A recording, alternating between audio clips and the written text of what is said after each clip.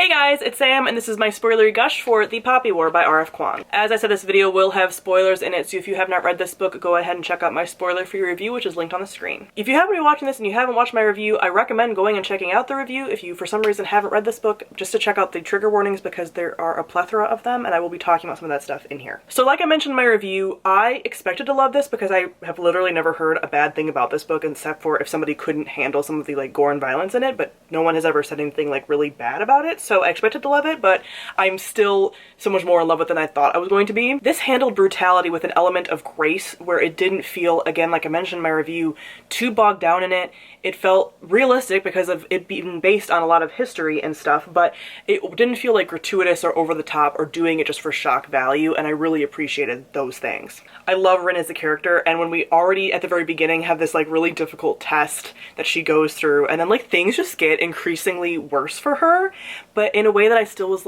I was still able to pull for her because I knew she was going to at least make it for a little bit. I feel like I'm going to feel more and more scared for her throughout the series, but I really liked this first book and seeing her journey and seeing her arc. One of the things that I found really interesting first off the bat was the self-sterilization scene when she gets her period, which again, books have gotten better about that and showing that and how that would affect people in these kinds of settings, but having a character who gets their period is this is not fair to me, this is not fair to the women, and I want to do something about it, and goes and sterilizes herself. That was a really fascinating sort of discussion that was had within this, because I think the author does a good job without beating over the head with it, that she's this isn't fair that she has to do this, that the school is so harsh and not thinking about how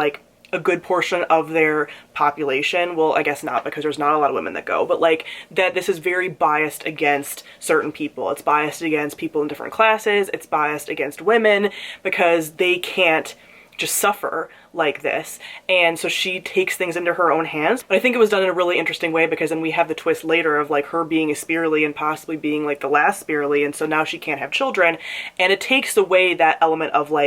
well, she needs to repopulate, the Spearlys. It takes that element away, and it's her choice. And I think what's so great about the themes of this book is it's all about choice, and the Phoenix says that at the end about you made the choices that got you here. And I think throughout the story the author does a really great job about showing us the choices that Rin makes, and that Rin actually has an incredible amount of agency, which is really nice to see. I was warned about chapter 21 and 22 a little bit about it being really graphic, but yeah, that gore and just some of the scenes and the descriptions of the rape and the descriptions of the pregnant woman, I thankfully am not super bothered by gore while reading it, but if I would have seen those scenes on screen, I probably would have thrown up. And the fact that that stuff happened, I think this book did a great job about showing the brutalities of war and what people do when they don't think that other human beings are human. I also really like the dynamics that she had with different characters. So the first one that stands out to me is her relationship with Nezha, I think is how you say his name. How he is that awful, snotty rich boy who is literally at one point trying to kill her, but she mentions a couple times that he's very attractive, so I was is this gonna be a romance at some point? Because when he pops back up later, I was are you guys gonna kiss? I don't know, but then they didn't, and then he dies, but I'm is he dead in that gas? Whenever a death happens in a fantastical setting, I'm I need to see his body. And I think they mentioned that the Federation soldiers were carrying him away. I'm so did he die in that gas? I wouldn't be surprised if he popped back up, and I wouldn't be surprised if they had a bit of a romance, but also I wouldn't be surprised if there's no romance within this trilogy at all. Speaking of romance, also with Elton,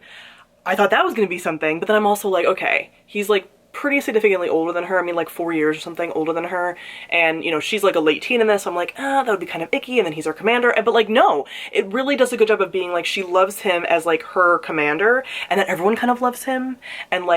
the other members of the Sikh kind of love him, and he's just this very enigmatic character, but also his rage, the Phoenix says, his rage was almost too much that it weakened him. I thought he was really interesting. I also really like the teachers. We had some of the tropes of the really awful combat teacher June, and Then we had the strategy teacher who was more level-headed and that she wanted to work with, and then we have Jiang, and it's like he was that character that I just love so much, those kinds of mentor characters that are seen as really like quirky and eccentric and weird, and then you realize that they actually have an immense amount of power, and the fact that he was the gatekeeper, mind blown. I love him, and I wish he would come out of the mountain, but like I know he doesn't want to, but I want to know more about like why he's so, I mean, I kind of get, like, they sort of explain, like, you know, he rips open the void and, like, things are coming through and, like, monsters and stuff are coming through. But, like, I want him to, like, share a bit more about, like, why, you know, he was only telling her don't do something and not quite explaining why to her. And so I was a little frustrated with that, which makes sense because you're frustrated then with the character and you understand why the character's frustrated. And then we have, like, his polar opposite, Alton, who's like, you need to, like, embrace your rage. And I just really do love that her magic is kind of motivated by her rage, but she is learning to control that, obviously, and like what she did, like decimating the island. Oh my god, and like I just love that because again, we're not really seeing like a villain story. She is still incredibly morally gray, but she's also realizing like I did that thing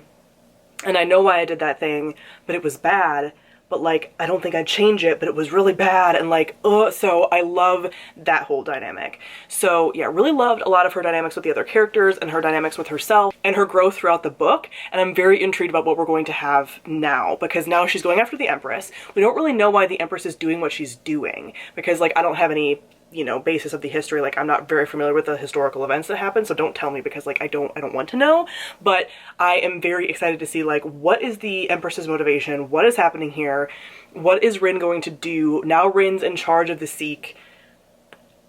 So I am very intrigued about what's going to happen with the rest of the series, and I hope to be able to continue it soon, but like I also just got a bunch of books for my birthday that weren't the series,